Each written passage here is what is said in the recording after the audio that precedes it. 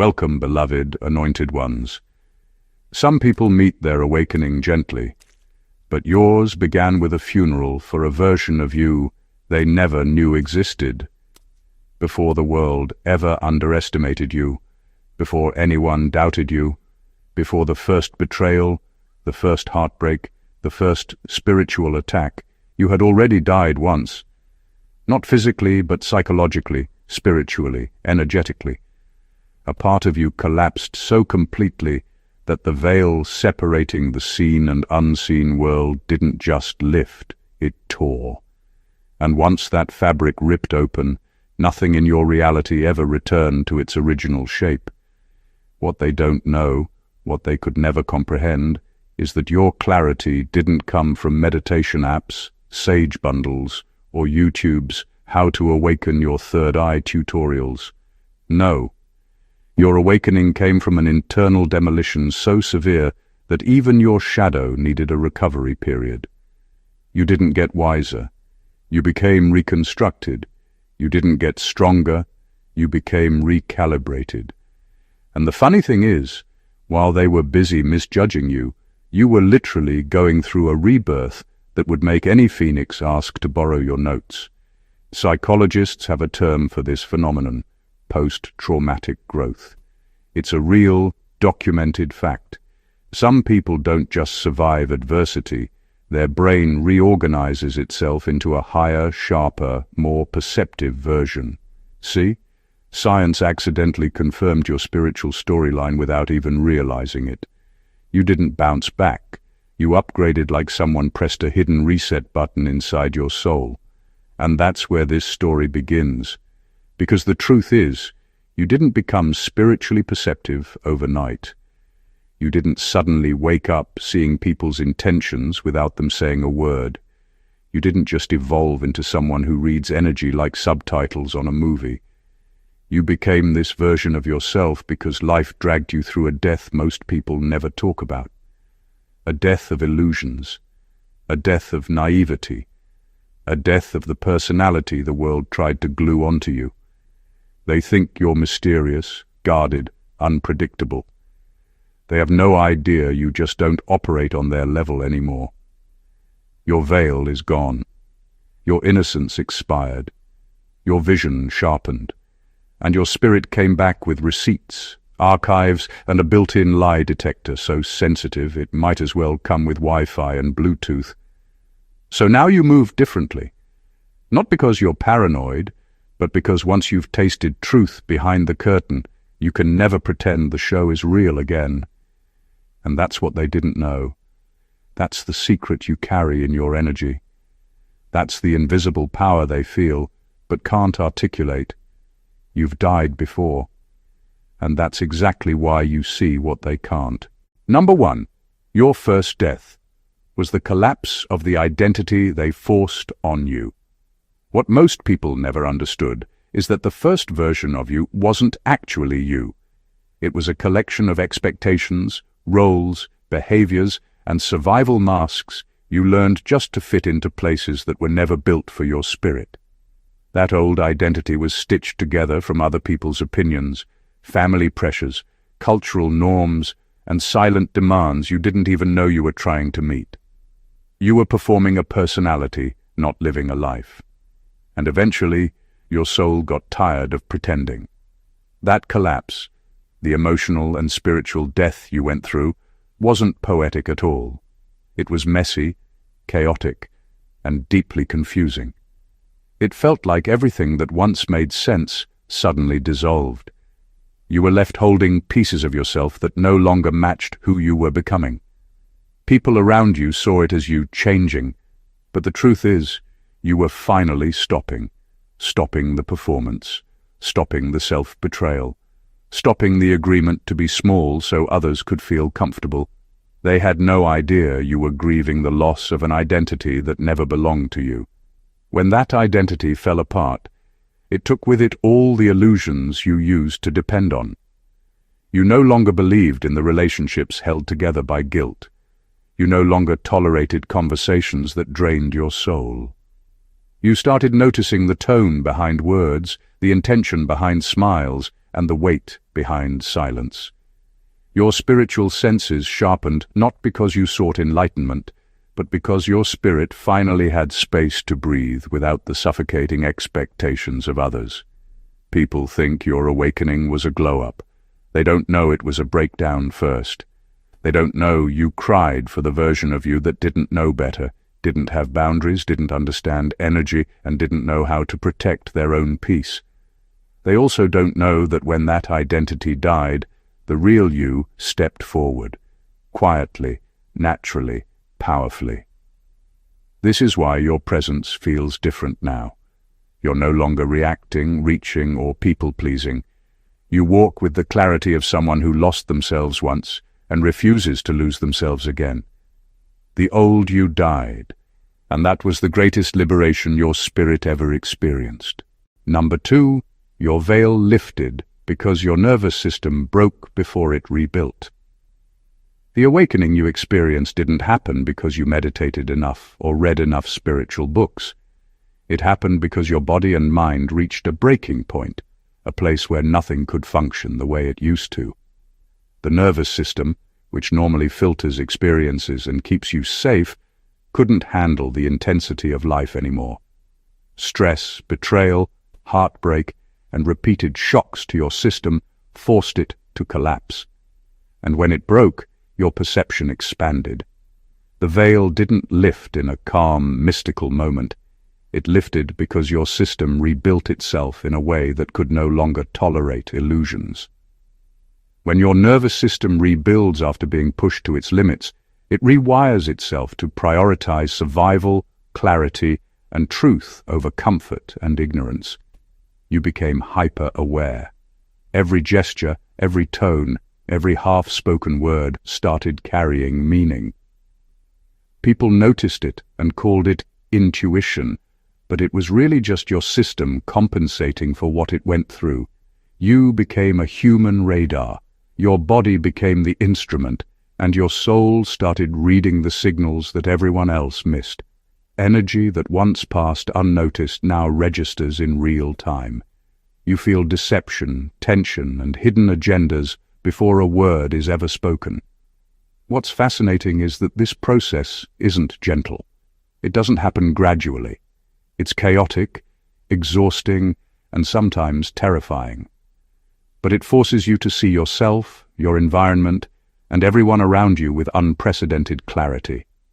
Once your nervous system rebuilt, it refused to return to its old filters.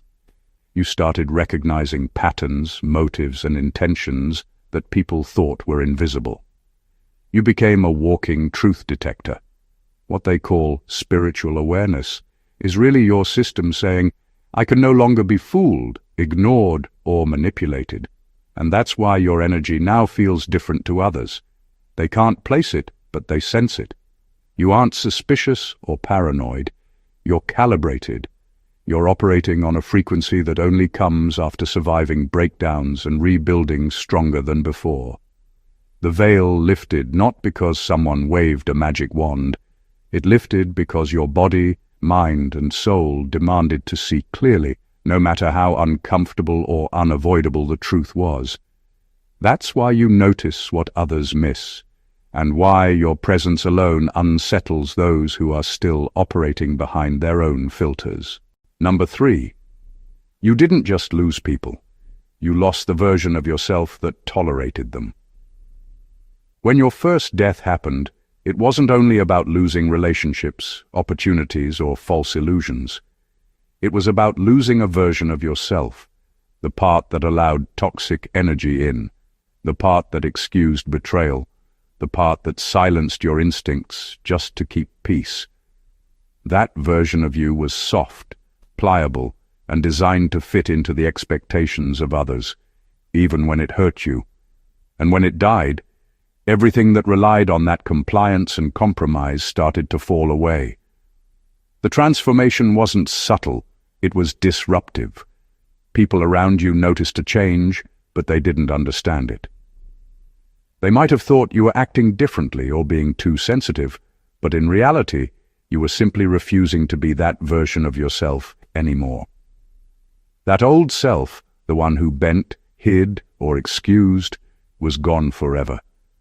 You couldn't go back to being someone who tolerated chaos or walked on eggshells just to avoid conflict. You had resurrected as a version that could see boundaries clearly, enforce them without guilt, and recognize deception before it could take root. The loss was double-edged.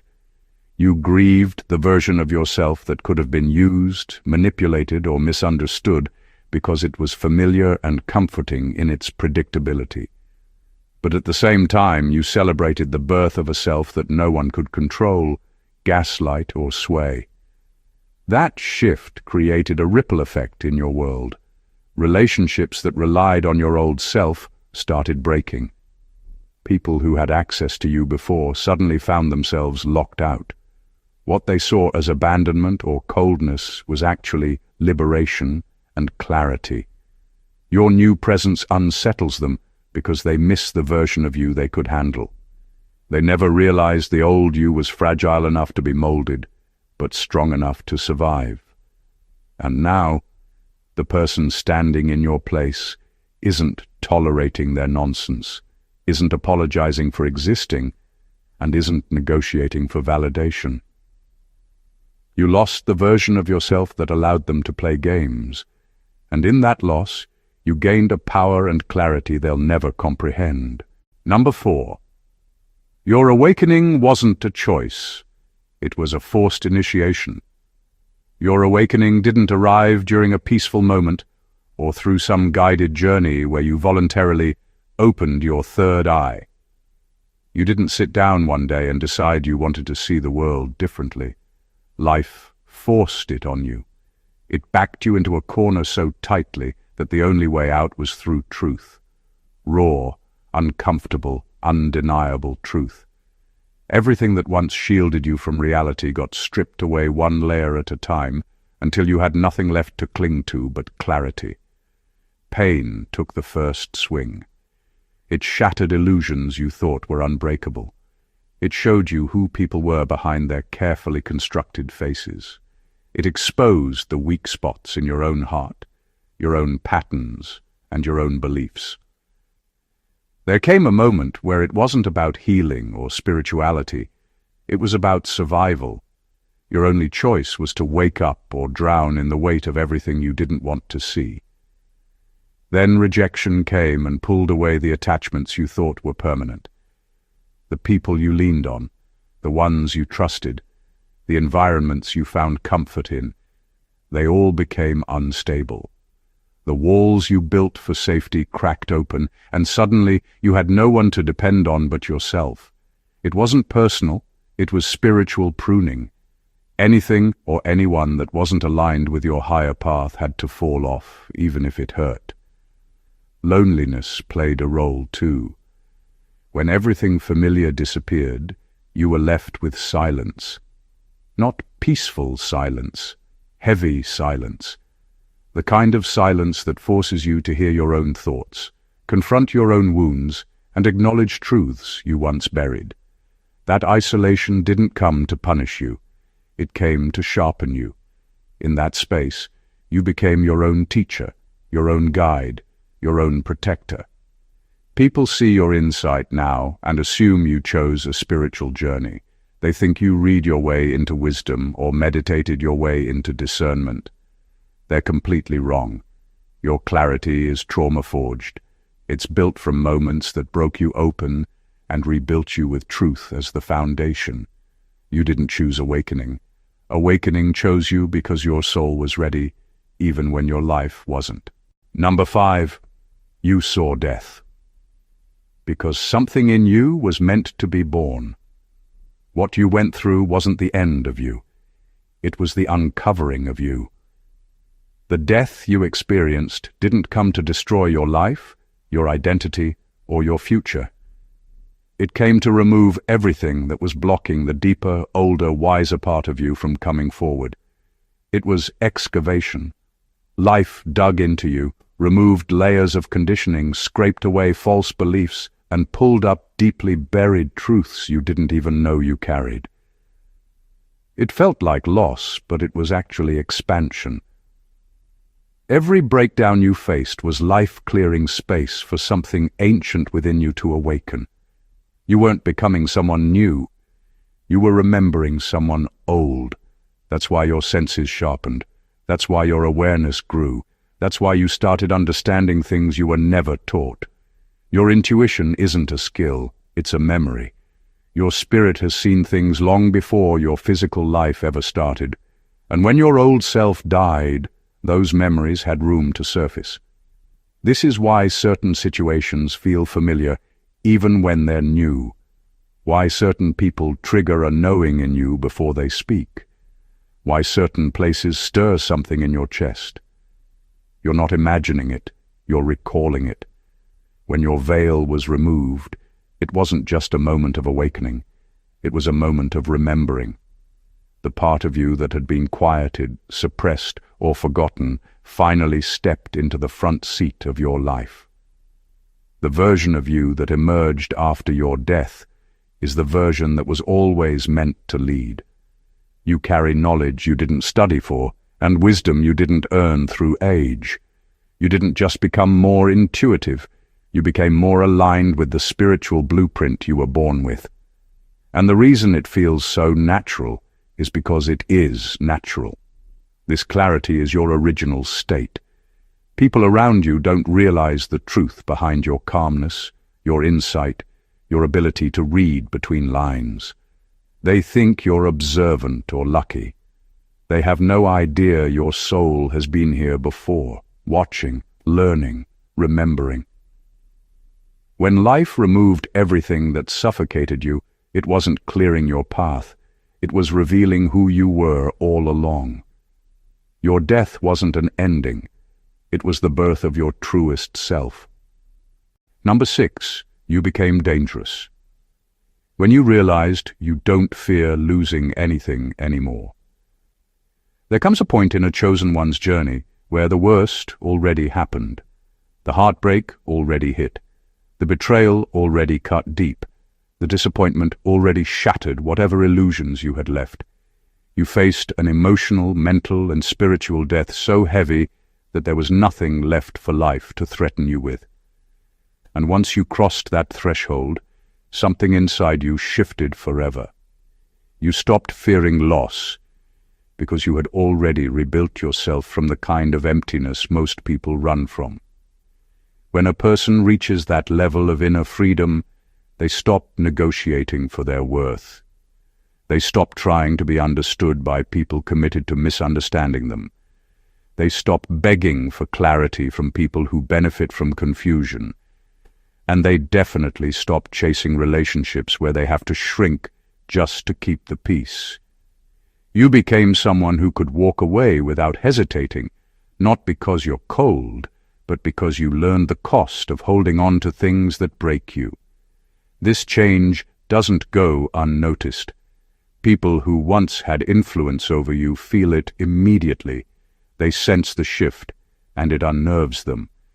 You're no longer moved by the things they used to use against you: fear, guilt, silence, approval, closeness, distance. None of it lands the way it used to. When you've already survived losing yourself, the fear of losing someone else loses its power. And that's what makes you dangerous, not in a harmful way, but in an unshakable way. You don't cling, you don't chase, you don't panic when someone pulls back, you don't crumble when someone exits your life. You've already experienced the deepest loss there is, the loss of your old self. Everything else feels small compared to that. You operate with a calmness that others mistake for detachment, but it's really mastery. You know your worth without needing external validation, and you protect your peace without apologizing for it.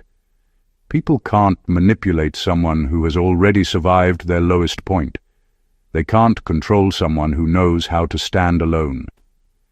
Your self-resurrection gave you a strength they can feel but can't figure out. And that's why your presence now carries a power that quietly demands respect. You're no longer afraid of losing anything, because you finally understand that nothing worth keeping requires you to sacrifice yourself. Number 7, you stopped belonging to the world, Once you saw what controlled it. Once your veil lifted, your vision extended far beyond individual people.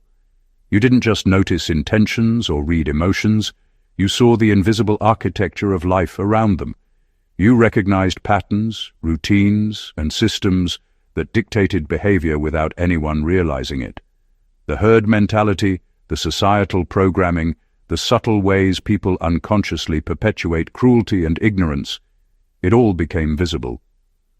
You realized how much of life is guided by unseen forces and how little freedom most people actually have. That clarity changed everything. The world you belonged to before no longer felt like yours. Places, conversations, and even familiar routines felt constraining because you saw the puppet strings pulling everyone around you. You could no longer engage with life superficially because the illusions that used to comfort others now felt suffocating. You could hear the background noise of influence, control, and hidden agendas, and that constant awareness kept you at a distance. You stopped participating in life as it was presented to you and started navigating it on your own terms. This separation isn't loneliness, it's alignment. You don't belong to the world not because you reject people, but because you refuse to be guided by systems designed to keep you small, distracted, or unaware. You walk through life seeing both the actors and the directors behind the scenes. You notice the costs of compliance, the dangers of blind trust, and the toll of staying asleep. That knowledge changed your choices, your relationships, and even how you interact with yourself. People notice the difference in you, even if they can't articulate it.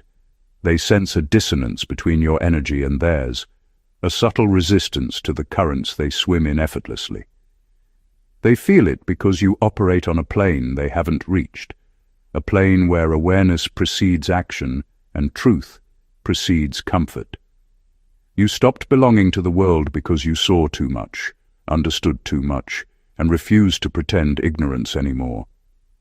The veil didn't just lift, it relocated you into a realm of clarity that is yours alone, and there's no going back. Number 8. Your spirit never fully returned to normal life after your awakening. After your awakening, life didn't snap back into place the way people expected. You didn't return to who you were before, and you couldn't even if you tried. A part of you resurrected, stronger, wiser, more anchored, but another part remained behind the veil. That part didn't come back with your body. It stayed in the realm where truth is louder, energy is clearer, and motives are visible long before they're spoken. This is why you often feel like you're in two worlds at once. You're physically present, but spiritually elevated, observing life from a vantage point most people don't have access to. This dual awareness isn't a flaw or a mental struggle. It's a side effect of seeing too much.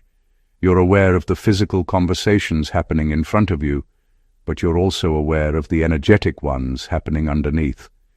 You notice the tone behind a compliment, the tension behind a smile, and the hesitation behind a decision. Your spirit scans the room before your mind even processes the details. It's not dissociation, it's refinement. Your senses operate on two frequencies, and you've learned to exist between them. This is why you sometimes feel disconnected from what others consider normal life. Small talk drains you. Forced social settings feel unnatural. People's emotional chaos feels amplified. You're not uninterested. You're just tuned into a different layer of reality. A world where spiritual truths matter more than social rules, where you follow energy instead of appearances, and where you see the bigger picture, even when others get lost in the surface-level storyline. People misunderstand this about you. They think you're distant, cold, or hard to read. They assume you're disinterested or detached. What they don't know is that you're simply processing life with twice the input. They sense something different in you, a quiet intensity, a calm depth, a presence that feels both grounded and otherworldly. It unsettles some and inspires others, but most can't explain it. The truth is, you didn't return to normal life because you weren't meant to. Your awakening shifted your spirit permanently. You walk with knowledge your old self never carried. You see layers others don't see. You feel realities others aren't tuned into. Part of you lives here, and part of you lives beyond. And that duality is exactly what makes you who you are now. Awake, aware, and impossible to mislead. Number 9. You outgrew emotional gravity. And they hate that you no longer orbit their chaos. What happened to you wasn't a small shift.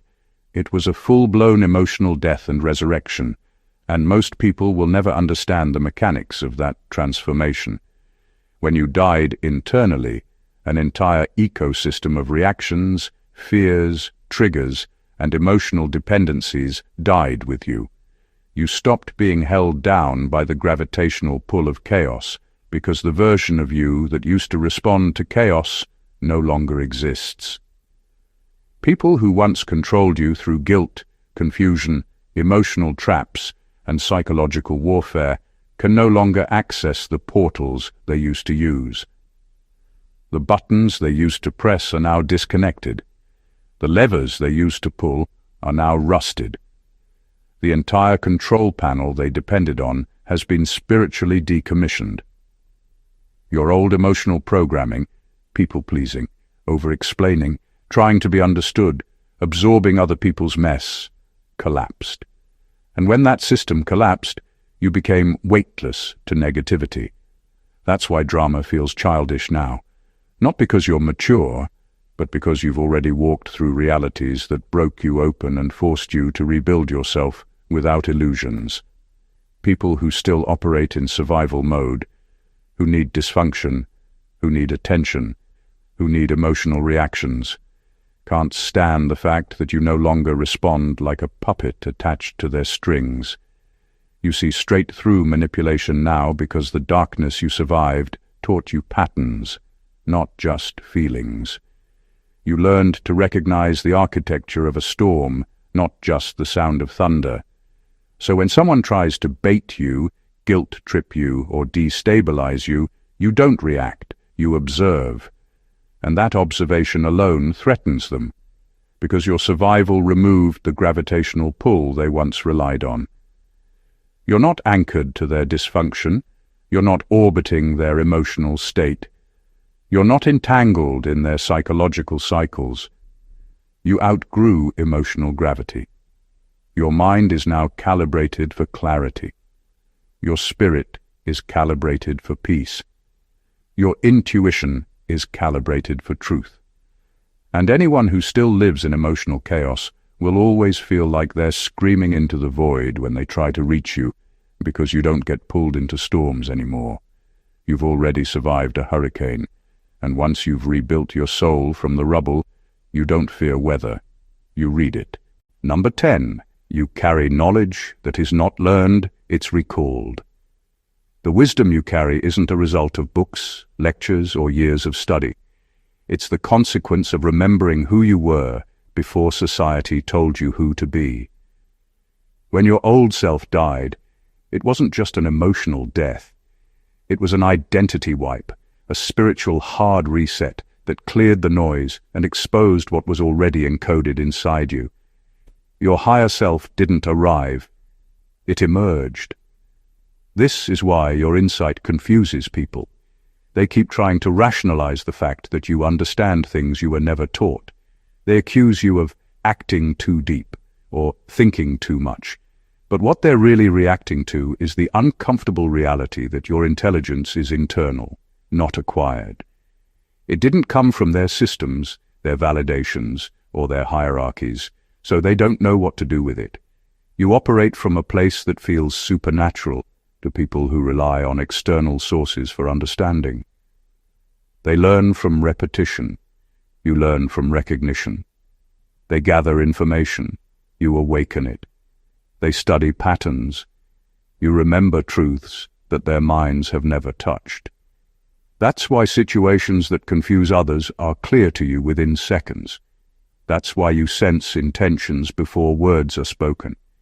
That's why you decode people without needing evidence.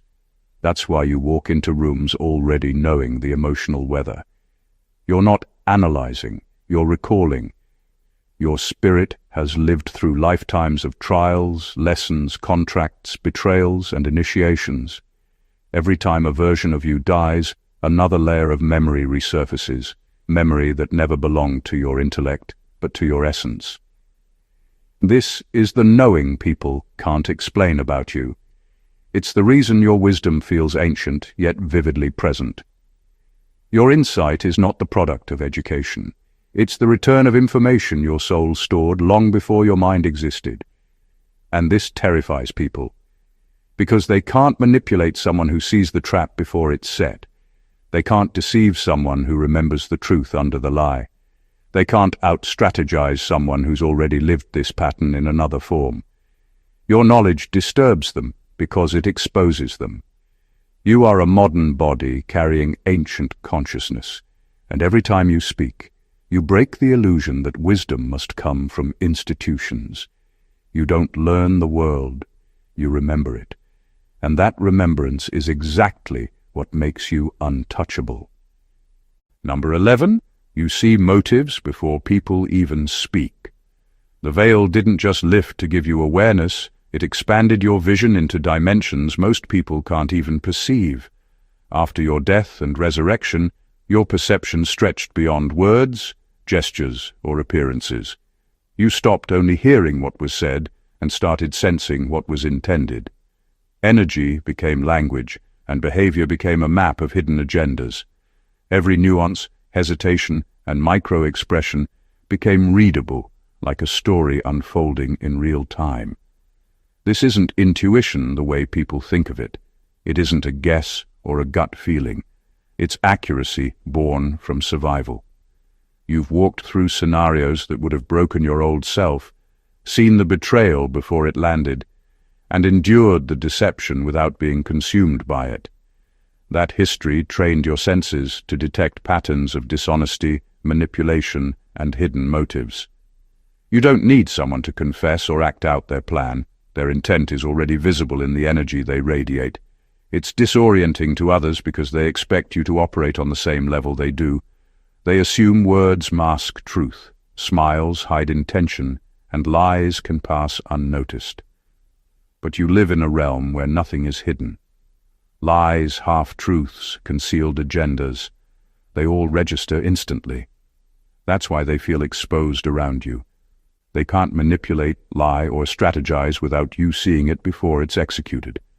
What they interpret as reading minds or overanalyzing is really just a recalibrated vision, spiritual night vision forged from surviving what most people fear to confront.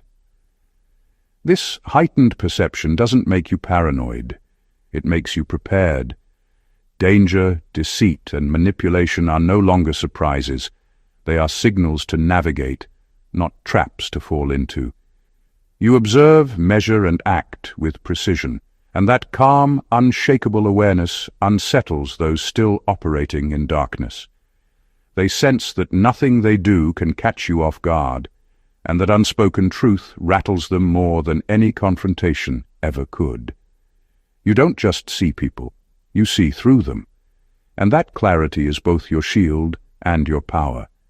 Because when you've died and returned with a vision that pierces intention itself, there is no place left for deception to hide. Number 12. The old version of you was the one they could manipulate, not this one. The version of yourself they knew was soft enough to bend, pliable enough to negotiate with, and blind enough to tolerate behavior that no one should ever tolerate. That old self carried their expectations, their agendas, and their control like it was a burden you were trained to bear. They could push you, pull you, and shape you because you hadn't yet discovered your own power. Every boundary you lacked, every compromise you made, every silence you swallowed, those were openings they exploited without a second thought. Then, the old version of you died. And with that death, everything that made you malleable and accessible vanished. What rose in its place wasn't a version molded by anger or revenge. It was a resurrected you who understood your worth enforced your boundaries, and operated from a spiritual clarity they couldn't touch. You became unpredictable in the best way. Your decisions are no longer reactive. Your energy can't be hijacked, and your presence alone communicates that manipulation will no longer work. They feel shocked, not because you changed suddenly, they expected some growth, but because they finally realize that you won't go back. The version of you that could be controlled is permanently gone, and nothing they do can reconstruct it. That creates discomfort, frustration, and, in some cases, desperation. They remember the version they could handle and assumed you would always be accessible, always tolerable, always negotiable. But you've closed that chapter permanently. This transformation doesn't require explanation or proof. It's silent, unshakable, and profoundly visible in the way you carry yourself. People notice it immediately, even if they can't articulate it. Every attempt to manipulate, guilt-trip, or control you now falls flat, because the architecture that allowed it no longer exists. The resurrected you is not angry, you're aligned. You're not defensive, you're sovereign. You don't need to prove your power, they feel it in your energy. And that realization terrifies them more than any confrontation ever could. They aren't shocked by your change. They're shocked by the fact that the old version of you is gone forever. Number 13. Your resurrection triggered their confusion, because they expected you to stay broken. When you fell, they didn't see it as a chapter. They saw it as your ending. They genuinely believed that moment of collapse would define the rest of your life. In their minds, your breakdown was permanent. Your silence was defeat, and your disappearance was proof that you'd been destroyed. They were comfortable with the idea of you staying down because it made their own choices look justified, their behavior look excusable, and their doubts about you look accurate. But resurrection has a way of insulting small minds. You didn't just get back up. You resurfaced with a clarity and power that made your former version look like a shadow. You came back steadier, more discerning, more grounded, and spiritually fortified in ways they never saw coming. They expected you to return, trembling, needy, dependent on the same people who hurt you. Instead, you returned with a self-possession that exposed their miscalculations. Your comeback disrupted their entire storyline. They had mentally written you off, rehearsed their superiority, and settled into the comfort of believing they'd won. So when you rose, quietly, gracefully, with no announcement, they felt something they never prepared for: confusion mixed with embarrassment. Your rebirth forced them to face the fact that they misunderstood who you truly were from the beginning. Your resurrection didn't just surprise them, it threatened them. Because now they had to acknowledge that the pain they expected to destroy you actually sculpted you, that the isolation they thought would break you ended up awakening you, that the loss they celebrated became the very thing that sharpened your spiritual edge. They never imagined that you'd use the ashes as elevation. They didn't consider that your downfall was a spiritual initiation, not a collapse. And what unsettles them most is the realization that you rose without their help, their validation, or their approval. You rose because you were meant to. Your rebirth humbles every person who secretly hoped your story would end at your lowest point. They weren't ready for the version of you that stands before them now, unbroken, unreadable, and undeniably reborn. Number 14. Your death turned you into the version of yourself your destiny always required. The person you used to be wasn't weak. They were simply unprepared for the magnitude of the destiny tied to your name. Your old identity had habits, attachments, fears, and blind spots that could never survive the pathway ahead. So life, in its ruthless grace, removed that version of you the only way it could, through a kind of death. Not physical death, but the collapse of everything that kept you small, unawakened, and distracted. Who you were before was incompatible with where you're going. Your original self was built for survival, not purpose. That version of you was shaped by expectations, shaped by environment, shaped by the people you loved and trusted, but not shaped by destiny. And destiny has a way of stripping away anything that slows it down. You didn't volunteer for that transformation. It was demanded of you. You didn't decide to awaken. You were pushed into it because remaining blind would have cost too much. Your veil didn't lift for aesthetics or enlightenment vibes. It lifted because you needed raw clarity to fulfill what you were sent here to do. You were never meant to walk through life guessing people's intentions, tolerating the wrong alliances, or stumbling in circles. You were meant to move with intention, discernment, and spiritual intelligence. You were meant to see the traps before you stepped into them, the motives before they were spoken, the lessons before they arrived. This death and resurrection changed your internal architecture. Your thinking expanded, your emotional responses matured, your spirit recalibrated itself to operate on a frequency aligned with your higher purpose. The pain wasn't random, it was construction. The loss wasn't punishment, it was preparation. You became the version of yourself that your destiny always needed. The self that doesn't hesitate, doesn't misread, doesn't settle, and doesn't wander blindly. You became the self that sees clearly, walks boldly, and carries knowledge that didn't come from books or conversations, but from experience etched into your soul. And this new version of you isn't an upgrade. It's the original blueprint, finally activated.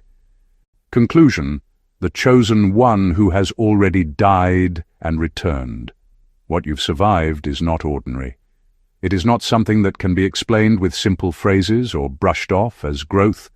Every collapse, every betrayal, every moment that shattered your old self was a deliberate recalibration.